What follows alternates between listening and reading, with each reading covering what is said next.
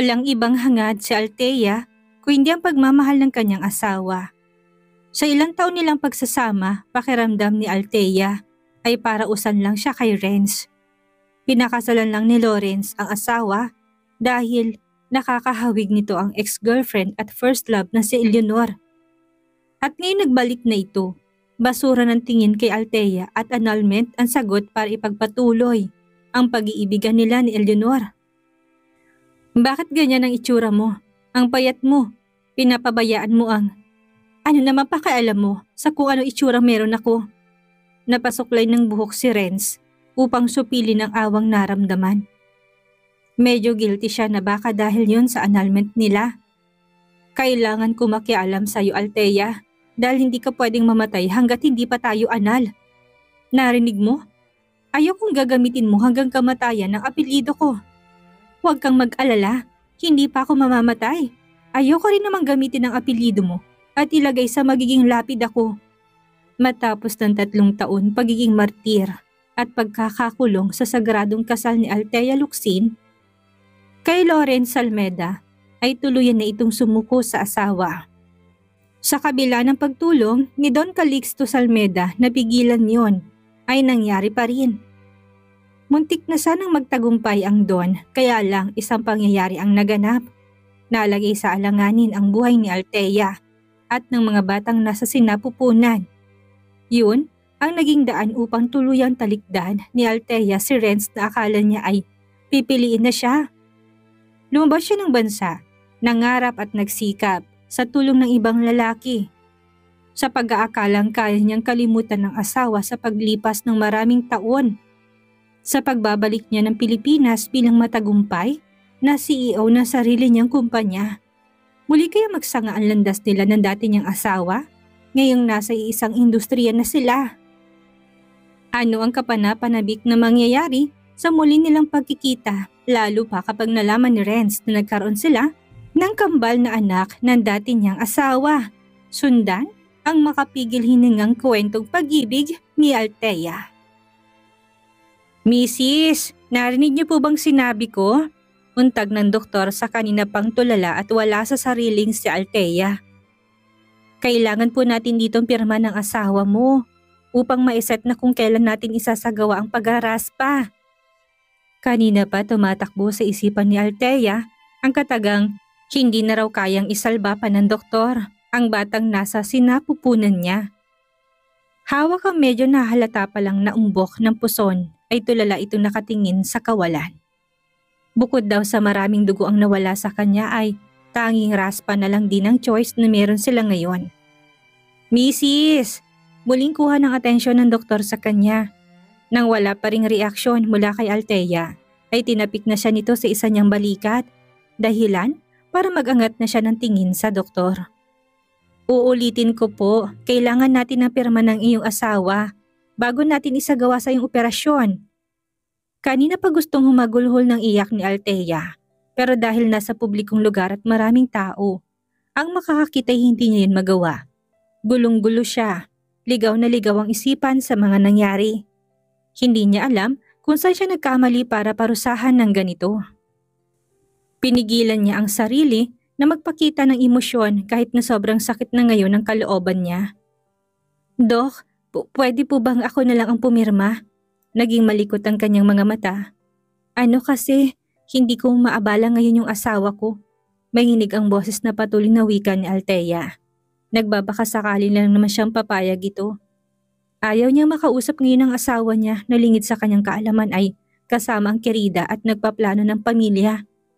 Masaya ito at walang kamalay-malay sa kung anong masamang nangyayari sa kanya.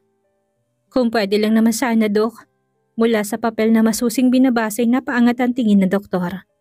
Ilang minuto niyang pinag-aralan ang mukha ng kaharap ng pasyente. Mababakas dito ang lungkot at takot. Hindi rin maitatago ang labis na pag-aalala na hindi niya alam kung saan galing. Batid niya na maraming kaso ng mga single mom sa bansa pero ayon sa detalye ng pasyente, sa papel na sinulatan nito ay meron siyang asawa. Walang ibang magawa ang doktor kung hindi ang papirmahin ang papel na hawak-hawak niya. Naku, hindi po maaari na pagbigyan ng gusto niyo. Mrs., pirma po talaga ng mister niyo kailangan namin. Hindi pwedeng ikaw lang. Nasa batas yun ng ospital. Lisensya ng mga doktor at ang reputasyon ng ospital ang nakasalalay dito. Isang buwan na ang nakakalipas mula nang hamunin si Althea ng hiwalayan ng asawa sa legal na paraan. Ayaw niyang pumayag, kaya naman napaka-weird lang na bigla siyang tatawag ngayon para humingi lang ng pirma nito. Anong sasabihin niya? Buntis siya at nakunan? Isang kahibangan yon para kay Althea. Paniguradong sisisihin pa siya nito sa nangyari. Hindi ba talaga pwede, Dok? Pasensya na, Mrs. Hindi po talaga pwede. Huwag niyo na pong ipilit at hindi ka rin po pagbibigyan. Hindi na sumagot para magpumilit sa gusto si Althea. Umayos siya ng higa at tumagilid paharap sa bintana ng silid. Umaambo noon sa labas. Namasa ang bawat sulok ng kanyang mga mata. Napakalinaw pa sa isipan niya ang mga pangyayari. Hindi niya ito makakalimutan. Nalugi ang negosyo ng pamilya nila dahil sa hindi mapigilang pagsusugal at bisyo ng kanyang ama. Hindi yun nakaya ng konsensya ng padre de pamilya at pinili na lang nitong wakasan ang buhay niya. Sa trauma ng ina ni Althea sa mga nangyari ay nadepress ito't kinailangan ng dalhin din sa ospital upang magamot agad. Parang pinagsakluban ng langit at lupa si Althea ng araw na yun kaya minabuti niya na pumunta sa opisina ng asawa upang humingi ng karampot na comfort. Sa sobrang pagkatuliro pa nga ay hindi na niya napansin ang malakas na pagbuhos ng ulan. Kaya mukha siyang basang sisiw na makarating. Bago pa makapasok ng lobby ng building ay kagad siyang natigilan. Nakita niya na lang naman ang asawa niya sa ibaba, may kasamang babae. Ang kapal na mukha niya sa loob-loob ni Althea. Ngunit hindi magawang isatinig ngayong nauna ng manghilang nang luha ang mga mata. Kitang-kita ng dalawa niyang mata kung paano haplusin ng asawa ang bahagyang nakaumbok ng tiyan ng babaeng yon. Masuyo, puno ng pag-iingat at pagmamahal. Agad na umahon ng matinding inggit at galit na nakatago lang sa puso ni Althea. 3 taon na silang kasal ni Lawrence Almeida at ni minsan sa 3 taong iyon ay hindi man lang siya nito nagawang asikasuhin at alagaan. Hindi niya naramdaman ang pagmamahal nito sa kanya. Ngayong nakita mismo ng dalawang mata niya ang pag-aalaga nito sa ibang babae. Parang pinupunit ang kanyang puso habang sa tuluyan itong magkapira-piraso. Ilang minuto pang napakong mga mata ni Althea sa mukha ng babae. Maganda ito, hindi yan maikakaila. Halatang galing din sa may kayang pamilya na kagaya niya. Makinis at halatang alaga ang kanyang sarili.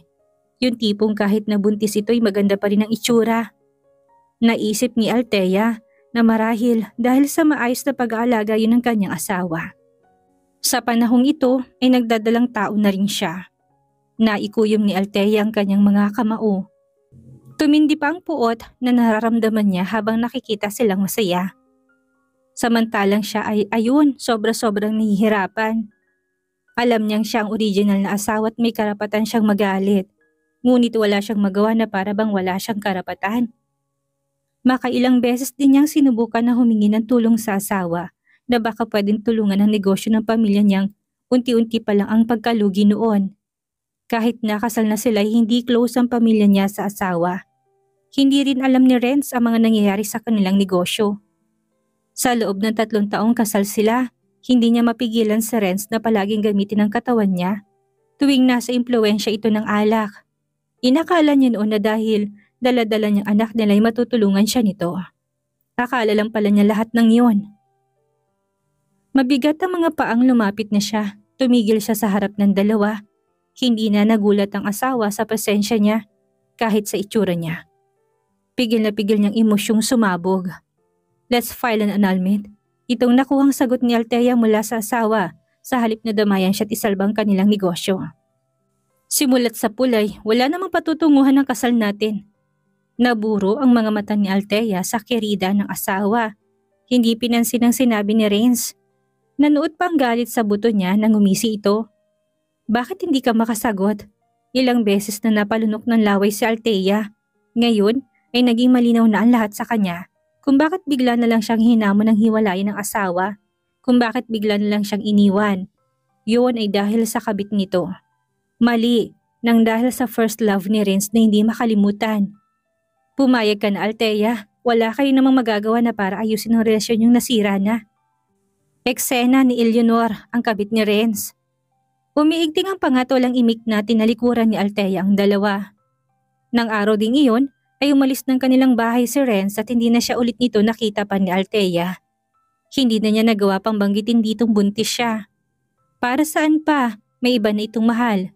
Ayos na sana ang lahat, handa na siyang harapin ang buhay nang wala ito. Ngunit sa huling araw ng burol ng kanyang ama ay may hindi kilalang mga tao ang sumugod doon at nanggulo. Noong una hindi niya alam ang dahilan, pero naisip niya na baka isa sila sa pinagkakautangan ng ama. Sinubukan niya silang awatin at sawayin, pero anong laban niya sa dami nila? Naitulak siya ng mga ito at sumubsob sa sahig. Yun ang naging dahilan upang duguin siya. Masusing tinitigan ni Althea ang papel na iniwan ng doktor sa kanya upang pirmahan ng asawa. Humugot na siya ng malalim na hininga, saka bumangon. Dinampot ng cellphone, wala na siyang choice kung hindi ang tawagan si Renz at makiusap para lamang matapos ng lahat ng yon. Ilang beses lang yun na nagring at sinagot na kagad nito. Ano Althea, pumapayag ka na ba na pirmahan ang annulment natin? Yun kagad ang bungad ni Renz. Gusto niyang bulyawan ito at sabihin na nasa bingit na siya ng kamatayan. Pero ang paghihiwalay pa rin nila ang nasa utak nito. Ngunit hindi niya nagawa. Wala siyang lakas ng loob. Ilang beses niyang sinubukang ibukang bibig upang magsalita sana. Pero wala ni isang salitang lumabas doon nang subukan niya. Sige, pumapayag na ako. Hindi makapaniwalang namilog ang mga mata ni Renz sa narinig. Bahagyang itinagilid niya ang ulo dahil baka mali ang pagkakaintindi niya sa narinig. Hindi niya inaasahang papayag na si Althea. Noon, tuwing binabanggit niya tungkol sa annulment ay nagmamakaawa itong huwag iyong ituloy. Kulang na lang din ay luhuran siya nito sa pakiusap. Kung kaya naman pala isipan sa kanya ano ang nakain ng asawa at pumayag nito sa kagustuhan niya after a month. Aasahan ko yan Althea. Wala nang bawian. Mag-set tayo ng araw para parehong pumirma sa mga papeles. Sa isang araw pumunta ka ha? Ilang minutong hinintay ni Renz para sa sagot ni Althea. Pero agad na nakuha ang atensyon niya ng monitor ng ultrasound kung saan malinaw na makikitang imahe ng magiging anak nila ni Eleanor. Kasalukuyan sila ngayon nasa klinik ng OB-GYN nito upang magpa-ultrasound. Renz, tingnan mo ang itsura ng magiging anak natin. Kamukha mo diba? Masiglang boses yun ni Eleanor.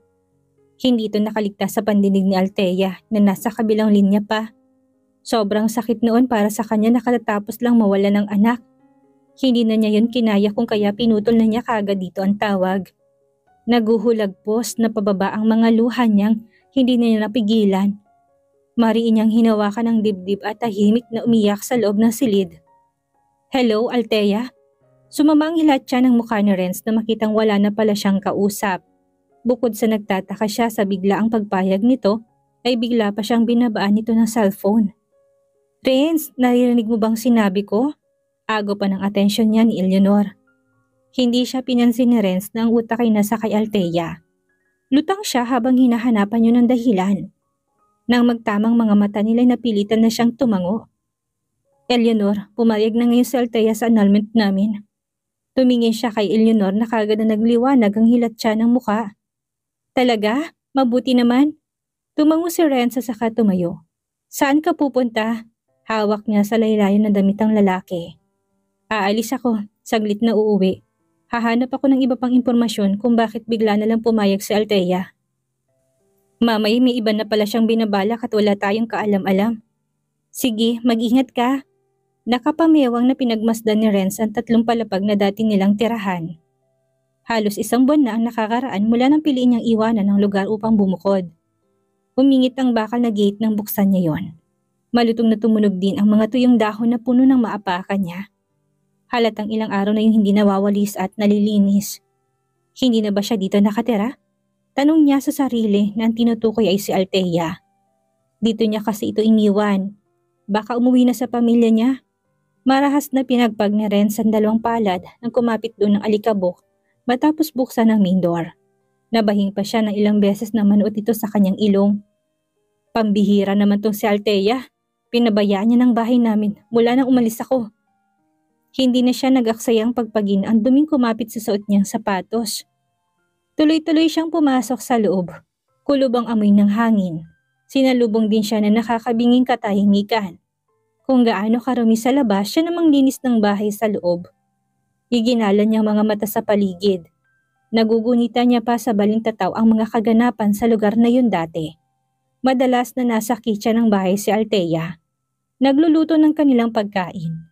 Palagi sumasakit ang tiyan niya at sinisikmura. Kaya todo luto lang ng malalambot na pagkain si Althea para mabilis niyang madigest iyon. Madalas din siyang magsuka noon kapag napuno ang kanyang tiyan. Huwag kang mag-alala, aalagaan kita at pagagalingin sa sakit mo. Natatandaan niyang malamig na wika ni Althea noon. Pagkatapos ng 2 taong kasal sila at sa pag-aalaga ni Althea sa kanya, ay parang isang himalang unti-unti na siyang gumaling. Ginapangan na lungkot ang sistema ni Renz na makitang bakante ng kanilang dating tirahan noon. Ganun pa man ay pinili niyang humakbang sa loob ng dati niyang silid. Silid na tanging saksi sa alaala na nakaraan nila. Bumuntong hininga siya matapos na isilid sa bulsa ang 2 niyang palad. Hindi niya maintindihan ng sarili kung bakit nalulungkot na sandaling iyon. Biglang nagbagong pakiramdam niya habang binabalikan ang nakaraang nakalipas na. Hindi ko siya mahal. Nagustuhan ko lang siya dahil may kamukha siya. Si Eleanor, yun lang. Hindi niya namalay na pagdating ni Althea sa bahay at ang pagbukas ng pintuan ng silid. Gulantang na naburong mata ni Althea sa malapad na likod ni Renz. Napakurap ang babae dahil baka namamalikmata lang siya. Nang humarap ito at makitang totoo, kumabog ng puso niya. Nakita niya rin suot nito ang pamilyar na damit sa alaala niya. Natatandaan niyang siya pang metikulosong namili ng design noon at nang maging ng kulay nito sa branded shop. Habang tinitignan niyang mga damit noon ay nai-imagine na niyang babagay ito sa bulas ng katawan ng asawa. Hindi nga siya dito nagkamali. Naging bagay na bagay ito kay Renz.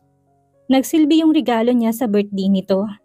Agad na nagbagong emosyon sa mukha ni Althea. Nang maalalang si Eleanor ng kasama nito, pero ang kapal pa rin na suotin ng damit na binigay niya. Anong ginagawa mo dito? Malamig ang boses na tanong ni Althea kay Renz. Humarap na sa kanya si Renz. Pinasadahan siya ng tingin ng lalaki mula ulo hanggang paa. Hindi nakatakas sa kanyang paningin ang malaking pagbawas nito ng timbang. Nangingitim ang ilalim ng mga mata at maging ang sobrang pamutla nito. Bakit ganyan ang itsura mo? Ang payat mo. Pinapabayaan mo ang... Ano naman pakialam mo sa kung anong itsura ko ngayon? Pambabara ni Althea sa kanya. Napasukli na ng buhok si Renz upang suplin ang pagkaawa na nararamdaman. Medyo guilty siya na baka dahil yon sa annulment nila. Kailangan ko makialam sa iyo, Althea, dahil hindi ka pwedeng mamatay hanggat hindi pa tayo anal. Narinig mo? Ayokong gagamitin mo hanggang kamatayan ang apelyido ko. May diing tugon ni Renz sa napakalamig na tinig. Nanuot sa buto ni Althea ang lamig ng boses ni Renz nang sabihin yon. Ang buong akala pa naman niya'y concern ito sa kanya. Nakalimutan niya na wala na pala itong pakialam. May puso itong kasing tigas ng bato. Huwag kang mag-alala, hindi pa ako mamamatay. Ayoko rin namang gamitin ang apelyido mo at ilagay sa magiging lapid ako. Mula nang maikasal sila, hindi naramdaman ni Althea na mahalaga siya. Katawan lang naman niya ang habol ni Renz.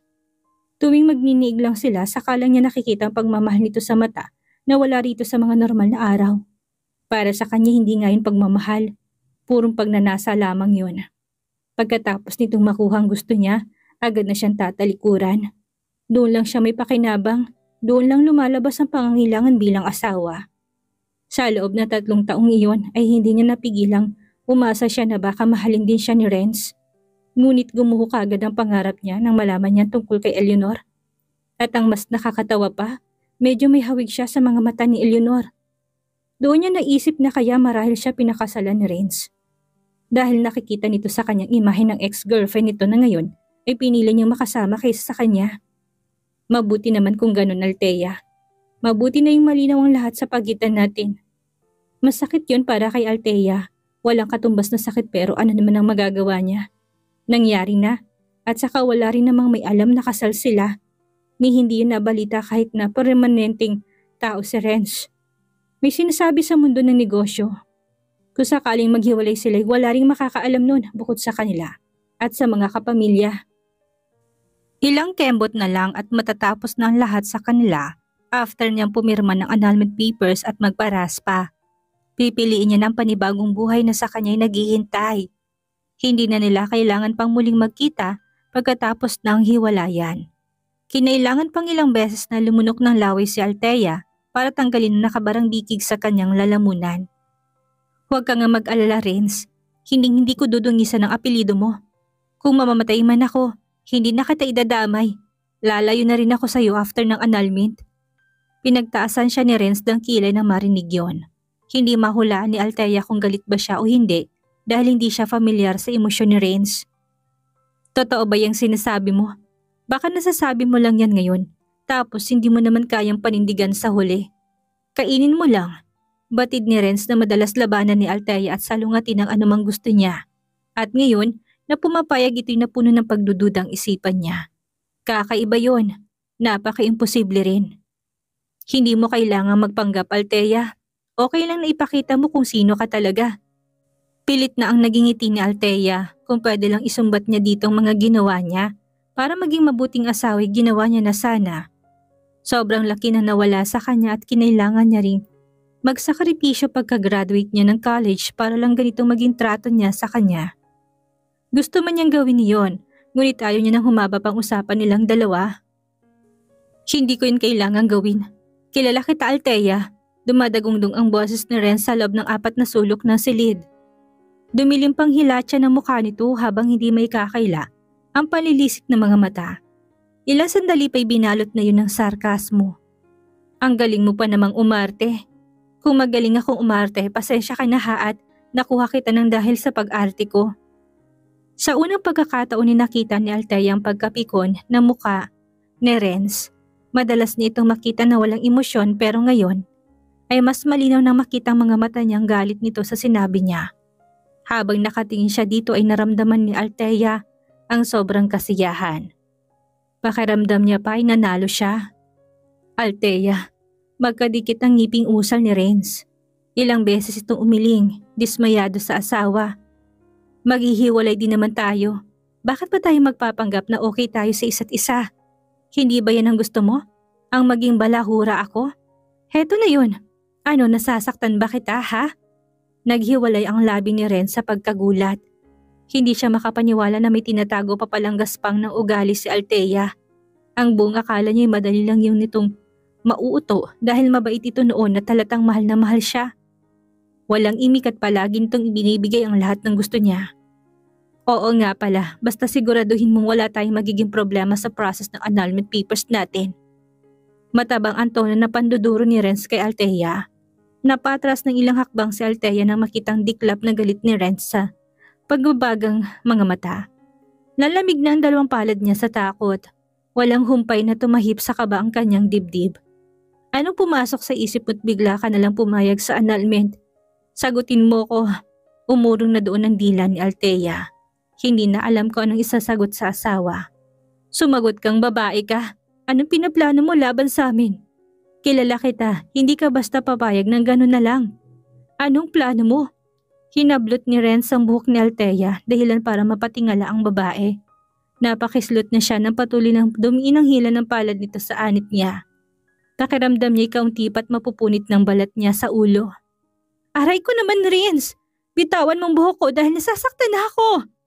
Pinalo-palo niyang kamay nito pero sa halip na makinig at luwagan yon, ay lumipat lang ang kamay ni Renz sa leeg ni Althea para manakal. Huwag mo kung sinusubukan. Hindi mo alam ang kaya kong gawin sa'yo ngayon, Althea.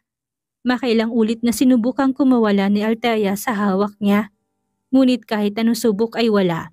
Sa lapit ng katawan ni Renz sa kanya ay nagawa pa niyang maamoy ang suot nitong pabango. Nang maiisip na iba ang amoy noon sa natural na amoy nito, naisip niya si Eleanor nang bumili noon. Ito nagbigay ng liwanag sa kanya upang itulak ng ubod lakas si Renz palayo at para makawala sa hawak nito. Ano ba problema mo? Ibibigay ko na ngang gusto mo kung ano-ano pang pinaghihinalang ginagawa mo. Gawain mo kasing lahat ng yon. Dikit sa lalamunan na umubo-ubo si Althea. Ilang ulit ding hinimas-himas niya ang masakit na leeg. Pakiramdam niya kung hindi pa siya nakawala ay tuluyan siyang nawawala ng hininga hanggang sa mautas. Nanlilisik ng mga matang sinipat niya sa Renz na bahagyang na estatwa sa naging reaksyon niya. Akala ko ba gusto mo nang matapos ang lahat? Heto na yon. Payag na ako. Ano pa bang gusto mo? Ako na nga gumagawa ng paraan para wala nang maging hadlang sa binubuo mong bagong pamilya. Hinihingal sa galit na bulalas ni Althea. Ano pa bang kulang, Renz? Tama ka nang iniisip. Gusto ko nang matapos ang annulment natin para maikasal na sa babaeng pangarap kong makasama habang buhay. Yun naman pala eh. Ano pa bang ginagawa mo dito at pinuputok ng butsi mo? Bakit ka narito? Umalis ka na nga. Sa isang araw na lang tayo magharap. Umuwi ka na. Bumalik ka na sa kandungan ng malanding babaeng yun. Halos pumutok ang ugat sa leeg na sigaw ni Althea. Nagpanting ang tenga at umakyat na sa ulo ang galit ni Renz na marinig ang huling sinabi ni Althea patungkol sa babaeng mahal niya. Walang kahit na anong pakundangang malakas na itinulak niya si Althea. Dahilan upang parang kahoy na bumulagta ang katawan nito sa malamig na sahig. Wala kang karapatang insultihin si Eleanor sa harapan ko. Sino ka para harapang sabihin yon? Hindi siya malandi gaya na sinasabi mo. Siya ang unang babaeng minahal ko. Kung ikukumpara ko sarili mo sa kanya, walang-wala ka, Althea. Alikabok ka lang sa talampakan niya. Nabalot ng puot ang mata ni Althea. Hindi niya matanggap na sa kabila ng mga sinakripisyo niya at ginawa. Ganun lamang pala ang tingin nito sa kanya. Maliit at alikabok lang sa talampakan. Talaga? Dahan-dahang bumangon si Althea kahit nasakit ng kanyang balakang at nais na mapangiwi. Matino siya? Pinagtatanggol mo siya? Kung matino siyang babae, hindi siya papatol sa isang lalaking alam niyang may asawa. Hindi kanya aakitin. Ilang beses ko bang sasabihin sa'yo na hindi niya ako inakit? Mahal ko siya, mahal kong babaeng yun. Mapang-asar ng umising parang aso si Althea. Pinagpag ng pang-upo upang tanggalin ang kaunting dumikit doon. Oh, okay. Bakit hindi ka pa umuwi? Mulin naman niya sinakal ni Renz. Hindi na nito napigilan ng sarili. Napatas na si Althea. Hindi niya magawang magsalita sa higpit ng hawak nito sa kanyang leeg. Galit na galit ang mga mata ni Renz na kawangis ng nauulol na aso sa kalye. Mapanganib, walang ayos na dinudulot. Matagal nang alam ni Althea na si Eleanor ay kababata nito at may nakaraan ng dalawa. Eto kasi ang laging bukang bibig ng pamilya ni Renz na simula pa lang ay may ayaw na sa kanya.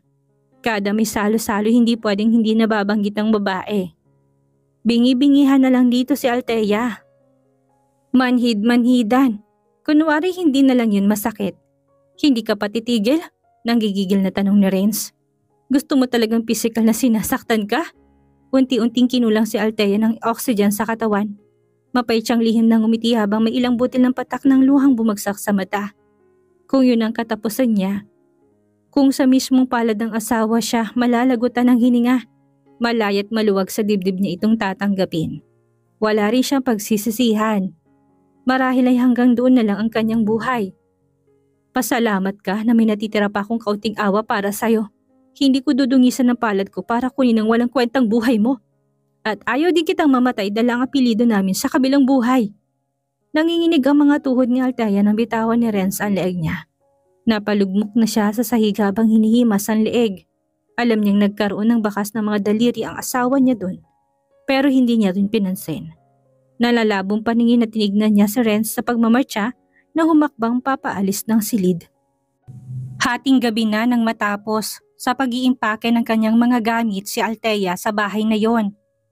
Plano niya na pagkatapos ng annulment ay babalik siya sa sariling bahay nila. Nalugi man ang negosyo at ang ilang mga ari-arian nila ay nahatak at nawala sa kanila, may bahay pa rin naman siyang uuwian. Doon kasalukuyang nakatira ang ina niya na gumaling na sa sakit. May problema man ang katawan niya ngayon, alam niyang hindi magtatagal, ay magagawa niya ng paraan lahat. Kailangan niya magtrabaho para sustentuhan at buhayin ang ina niya na sa kanya na lang ngayon umaasa. Nakita rin kita. Kinabukasan noon pagkagising ay kulang na lang ay mapatalon sa saya si Althea nang mahanap ang business card ng kaibigang may kumpanya. Kaklose niya ito at kung sakali na humingi siya dito ng tulong, sure siya na hindi rin siya nito matatanggihan. Noong huling nakita niya ito ay inabot nito ang business card. Habang nagbitaw ng salita na pwede niya itong malapitan. Hello? Kinagat ni Althea ang labi na marinig ang pamilyar nitong tinig. Sino to? Althea Locsin. Oh, kamusta ka na? Nasaan ka na ngayon? Mabutit na patawag ka. Ayos lang naman ako, Kenzo. Napilitang kinuwento ni Althea ang tungkol sa paghahanap niya ng trabaho. Aniya ay kailangan niya ng trabaho para buhayin ang kanyang ina. Actually, pahagihin lang niya yun para kung sakaling may opening sa kumpanya nila ay alukin siya nito. Bagay na hindi siya nagkakamali. Kung gusto mong magtrabaho dito ay bukas palad kitang tatanggapin, Thea. Alam mo namang gusto kong mga design mo. Nakalimutan mo na ba ang sabi ng professor natin noon? Magaling ka. Magiging matagumpay ka kung itutuloy-tuloy mo lang yon. Parang hinaplos ng mainit na palad ang puso ni Althea sa mga narinig. Isa ito sa mga isinakripisyo niya para kay Renz, ang mga pangarap niya. Nalungkot nga si Prof nung bigla ka na lang nawalan sa amin ng kontak. Akala pa nga namin nasa ibang bansa ka na para doon ituloy ang mga pangarap na sinimulan mo dito. Mahinang tumawa si Althea. Kung alam niya lang noon na ganitong mangyayari sa kanya. Sa relasyon na pinangarap niya hindi niya na sana noon sinakripisyo ang kanyang pangarap. Kailan ka available? Magkita tayo. Maraming salamat sa opportunity. Update kita kung kailan ako pwede. Sige, message ka lang o tumawag. Ang buong akala niya noon ay sobrang na swerte niya na maging asawa si Renz. Ang kasalukuyang CEO at tagapagmana ng Salmeda Holdings. Gwapo na ito, mayaman pa. Wala nang ibang hihilingin pa. Hindi niya alam na mali ang naging desisyon niya noon. Anong sinabi mo, Althea? Pabagsak ni nilapag ng ina ang hawak na kutsara nitong pinanghalo sa katatipla niyang tasa ng kape. Ma, alam niyo naman po bakit ka pumayag sa annulment? Nasaan ang laman ng utak mo? Asawa ka niya, hindi ka pwedeng makipaghiwalay sa kanya. Ngayong wala ng ama mo't nalugi ang negosyo, dapat lumuluhod ka sa harap niya't mamakaawang tulungan ka. Tapos malalaman ko na nagdesisyon kayong maghiwalay? Humampas ang palad nito sa mesa. Napaigtad na doon si Althea sa labis na gulat. Hindi niya inaasahan ang violenting reaksyon ng sariling ina. Wala ka pang nakukuhang tulog sa kanya sa loob ng 3 taong iyon. May babae siya, ma. Ano naman? Hayaan mo siyang mambabae hanggat gusto niya. Ma, naririnig mo ba yung sarili mo? Bakit? Ginusto mo yan, di ba? Hindi ka mapigilang magpakasal sa kanya? Mahal niya yung babae. Nabuntis niya yung babae at gusto niyang pakasalan. Hahadlangan ko pa ba? Dismayadong umiling ang ina niya. Gamitin mong opportunity na ito. Hingan mo siya ng pera bilang danyos. Kung hindi dahil sa kanya, matagumpay ka na sana ngayon. Mama naman. Bakit? Wala kang gagawin? Tutunganga ka na lang dito? Huwag kayong mag-alala. Gagawa ko ng paraan para mabigyan ka ng pera bukas na bukas din. Huwag mo kong pangunahan sa desisyon ko. Ibibigay kong pangangailangan mo nang hindi nauudlot ang pakikipaghiwalay sa asawa ko. Althea, kinakausap pa kita. Walang lingon-likod siyang lumabas ng bahay. Pagbalik ng bahay ay kaagad niyang hinalughog ang kanyang wardrobe upang kunin ang mamahalin at mga branded niyang damit, bag at sapatos. Isama pa doon ang ilang mga alahas na natanggap niya mula sa pamilya ni Renz bilang regalo nila. Sa loob ng 3 taon ay marami siyang naipon. Mga ilan pa nga doon ay hindi niya nagamit at nasuot kahit minsan. Taong bahay lang naman kasi siya at hindi madalas maimbitahan sa mga mahalagang okasyon unless ay involved doon ang family gathering. Pasensya na kung ibibenta ko kayo. Kailangan ko lang ng pera ngayon. Tinawagan niyang manager ng store upang magpaalam na ibebenta niya mga branded niyang damit. Sa sunod niya ihahanap ng buyer ang bag, sapatos at alahas. Ang shop na yun ay tumatanggap lang ng second-hand na gamit na maaari nilang mabenta sa mataas na halaga. Kumbaga, ang shop na yun ay isa sa matatawag na pangmayamang ukay-ukay sa bansa. Paniguradong maalagaan kayo ng mga taong makakabili sa inyo at tsak na magagamit sa tamang okasyon.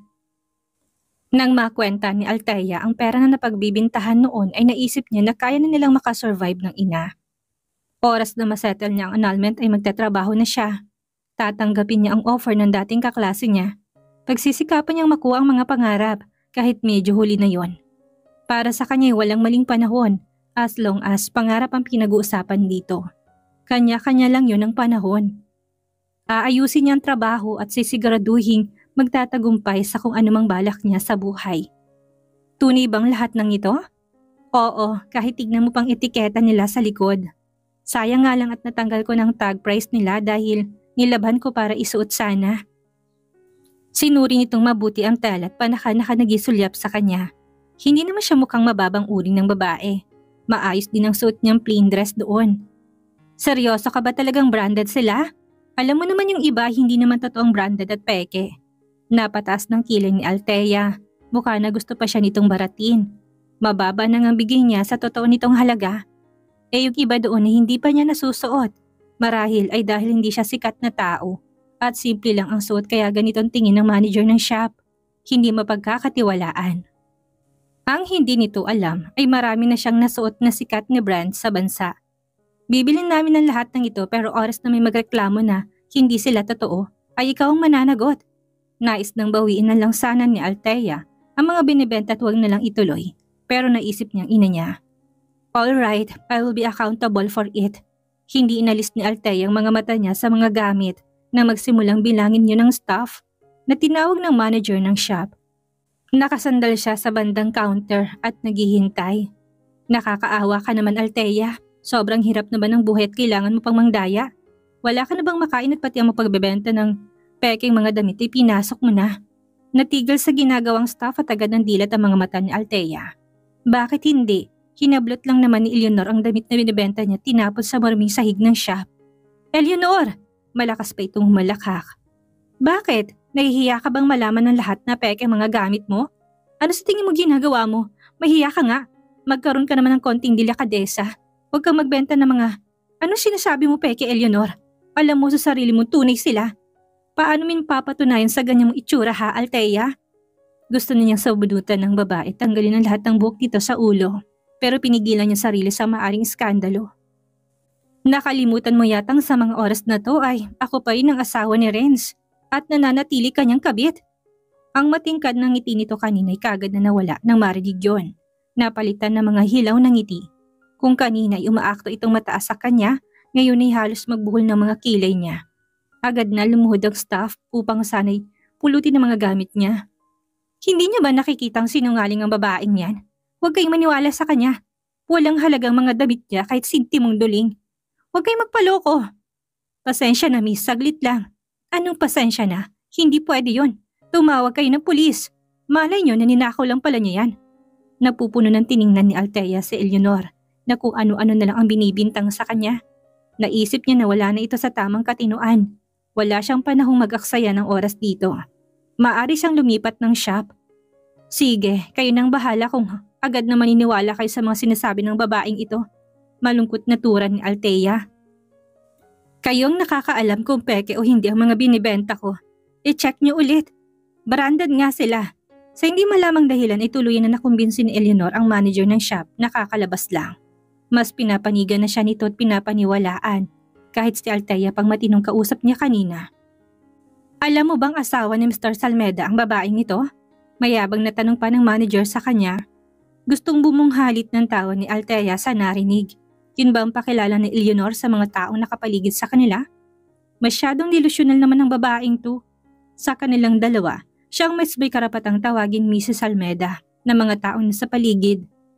Siguro hindi mo rin kilala kung sino ang taong yun, mapang-uyang pangsaad ng manager. Siya lang naman ang isa sa pinakamayamang tao sa ating bansa.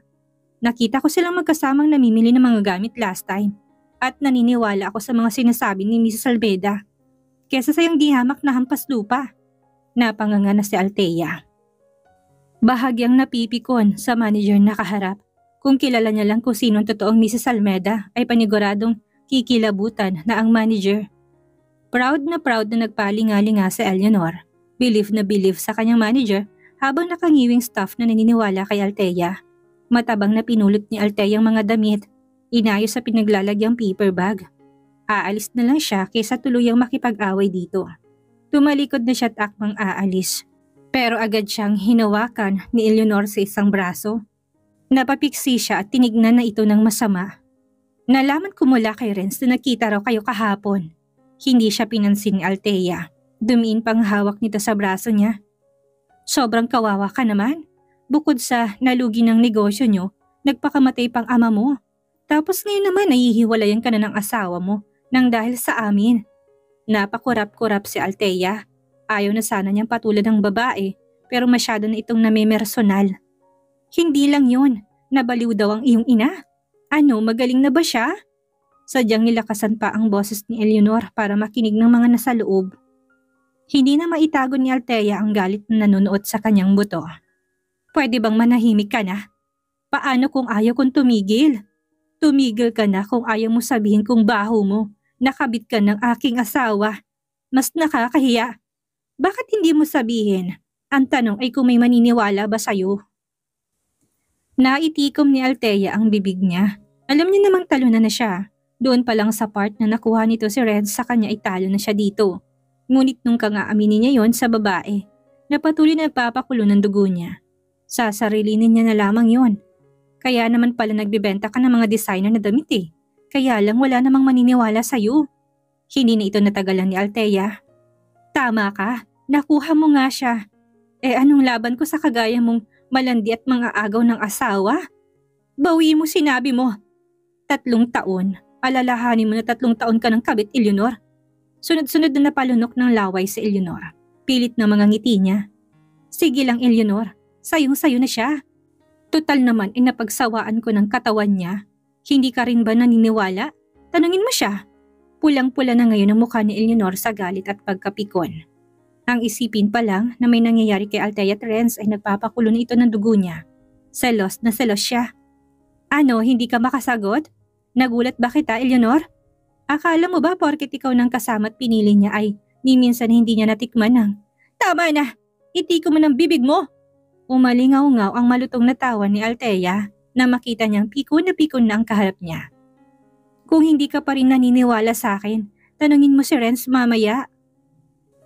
Alam ni Eleanor na 3 taon na nagsama ang dalawa, ngunit alam niya na ni minsan ay hindi ito ginalaw ni Renz dahil siyang mahal nito. Isa pa, kaya lang naman ito pinakasalan ni Renz ay dahil may hawig sila sa mata. Siya pa rin ang nakikita ni Renz sa loob na 3 taong iyon. Napaatras na si Althea nang makita niyang pasunggab na sumugod ito. Akmang sasapakin na siya nito nang bigla nitong hawakan ang puson at malakas na umatungal ng iyak doon. Ang sakit ng puson ko! Nagtaasan ng balahibo ni Althea nang walang ano-ano'y mabilis na nasa harapan na nila ang asawa niya. Walang pakundangang hinawi siya ni Renz na biglang umandusay sa sahig. Tumama ang tuhod niya kaya naman nakangiwi niya sinalat yun na agad nagpasa. Sa sobrang sakit noon ay agad ng labong mga mata ni Althea. Nang iangat niya ang paningin, nakita niya sa Renz na dinaluhan ng kabit na si Eleanor. Anong nangyari? Anong masakit? Ang puson ko. Renz, ang baby natin. Daing nito na kulang ay mamilipit na sa sakit. Nasaksihan ni Althea ang pagbabago doon ng itsura ni Eleanor. Ang laking pagkakaiba nito sa mukha nitong arogante at napakatapang kanina. Nilingon siya ni Eleanor dahilan para makuha ang atensyon ni Renz. Althea, ikaw na naman? Nagalit ang ngipin na wika nito. Galit na ang tono. Ilang beses ibinuka ni Althea ang bibig upang magpaliwanag. Lalo na nang makita niyang naglapitan na ang nakikiosyosang mga staff ng shop. Sinadya mo bang itulak siya para gumante? Para mawalang anak namin? Idadamay mo pang bata. Althea naman, gusto mo ba talagang subukan ang hangganan ng aking pasensya? Bagamat napapahiya at masakit ang balakang sa pagkakatulak ni Renz, ay nakuha pang ngumiti si Althea. Ilang saglit pa'y pinilit niyang sariling tumayo. Naminilipit na siyang kaagad na napahawak sa kanyang puson. Bakas na rin sa mukha niya ang sakit. Noon pa lang, naalala na nakalimutan niya ang gamot. Idagdag pa na galing lang siya sa sobrang pagdurugo.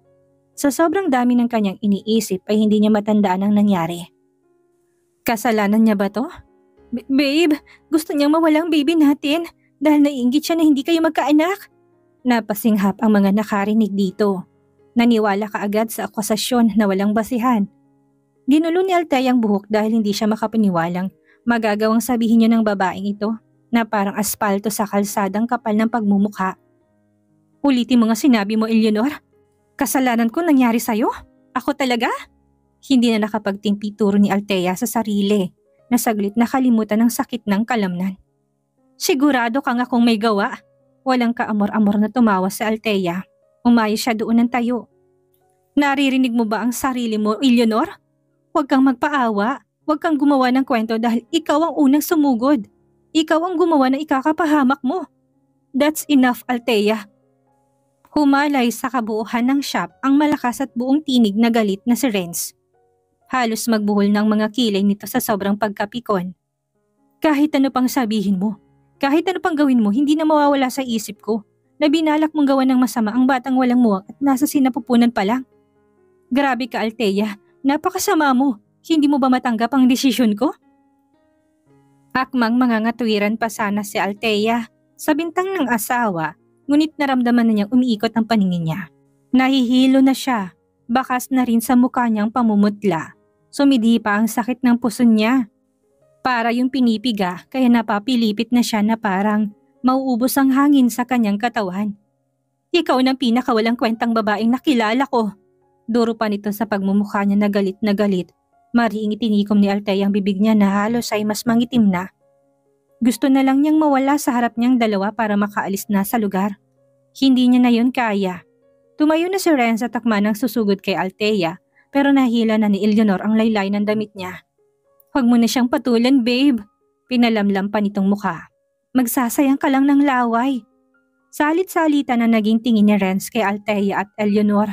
Naisip niya na kinabukasan ng araw na yun ay tuluyan na siyang mawawalan ng koneksyon sa babaeng kaharap nila. Nang muling mapangiwi si Eleanor sa sakit ng tiyan, ay walang pakundangan na niya itong binuhat. Bridal style yon. Nahawi ang mga tao sa paligid na nakapalibot sa kanila upang bigyan sila ng daan. Sa pagtalikod ni Renz ay naiiwang mag-isa si Althea na biglang paupo na namang napasalampak sa sahig. Ilang beses niyang sinubukan tumayo pero pakiramdam niya'y nahati sa dalawa ang balakang niya. Ilang beses din siyang huminga ng malalim. Nag-iipon ng lakas para subukang muling tumayo. Isa-isa niyang pinulot ang mga damit na kumalat sa sahig ng shop, hindi alintanang bulungan at kung ano-anong akusasyon ng mga tao. Saan ako kukuha ng perang ibibigay ko bukas kay mama? Yun ang unang tumatak sa isipan ni Althea. Matapos na mapulot niyang lahat ng gamit ay tumayo na siya. May iba pang onlookers ang nakatingin sa kanya pero taas ang noong lumakad na siya papalabas ng naturang shop. Habang pauwi hindi mapigilan ni Althea ang maiyak. Nakailang punas siya ng kanyang luhang pumapatak. Hindi pinansin ng cab driver na panay ang sulyap sa rearview mirror. Pagdating ng bahay ay agad niyang inayos ang sarili. Nag-iisip ng iba pang paraan para magkaroon ng pera. Agad niyang naisip si Kenzo. Pinili niya na muli itong tawagan. Kung mag-a-apply ako ng trabaho sa kumpanya niyo, ano bang mostly na design ang kailangan niyong ipasa upang ma-qualify lang sa team niyo? Hindi mo kailangan magpasa. Basta pumunta ka na lang at kailangan ko ng madali ang pera. Hindi sumagot si Kenzo sa kabilang linya. Nag-iisip ng isasagot sa kanya. Huwag kang mag-alala, gagalingan ko. Aayusin kong design na sa inyo ay pinapagawa. Tulungan mo naman ako, kailangan ko lang talaga.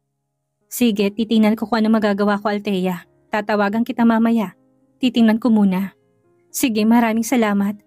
Matapos na kumain ng late lunch, si Althea nakatanggap na siya ng tawag mula kay Kenzo. Dala nitong balita na may nahanap siyang project na matagal na nakatengas sa kanila. Medyo complicated lang ang gusto ng client na blueprint. Pero alam ko na kaya mo to dahil magaling ka. Gaano ka komplikado? Email ko na lang sa yung details na gusto ng client. Kapag natapos may makukuha mo rin kagad ang bayad. Sige, hihintayin ko. Nagpunta na si Althea sa harap ng computer niya upang hintayin ang email. Ilang minuto lang ang hinintay niya at dumating ang email ni Kenzo. Natanggap ko ng email, Kenzo. Let me check it first. Babalikan kita mamaya kung matatapos ko to. Sige. Pinag-aralang mabuti ni Althea ang design na request ng client nila. Nang matansya niyang kaya naman niya ay muli niyang tinawagan si Kenzo. Ano sa tingin mo, Althea? Kaya kong tapusin hanggang bukas. Sure ka? Yes. Sige. Alam mo bang maraming tumangging gawin yan? Bukod sa masyadong komplikado ng design ay baka hindi nila mapangatawanan. Pero ikaw, malaking tiwala ko sa'yo. The best ka eh, magaling ka. Pagak na tumawa lang si Althea. Kailangan ko ng pera kaya syempre gagalingan ko. Perang kapalit eh. Natawa na rin si Kenzo sa kabilang linya. Hindi mapigilang humanga pa. Sasabihan kita once na natapos na, pero ang usapan natin ay bibigyan mo ko ng bayad kaagad. Oo naman, sige. Matapos na pag-aralan ni Althea ang plan na gustong mangyari ng client ay nagsimula na siyang mag-sketch. Inabot siya ng hapon, hanggang gabi hindi niya pa rin yun tinigilan. Kailangan ko itong matapos. Bulong niya habang pinapaputok ang leeg at nag-stretching ng kanyang braso. Nagtimpla siya ng chocolate drinks. Yun kasi nagbibigay sa kanya ng energy. Kung sa iba'y kape, sa kanya'y hot chocolate ang mas effective. Pabukang liwayway nang matapos siya. Iniwan niya lang yun sa table matapos kunan ng picture upang isan kay Kenzo. Padapa na siyang nahiga ng kama. Hindi lumipas ang 1 segundo at agad na humalay ang hilik sa loob ng kanyang silid. 8:00 ng umaga nang biglang maalimpungatan si Althea sa walang patid na pagtawag ni Kenzo sa kanya. "You did well, Althea. Nagawa mo." "Ha?" Lutang pang-isip ni Althea na halatang nasa dreamland pa ng mga sandaling iyon.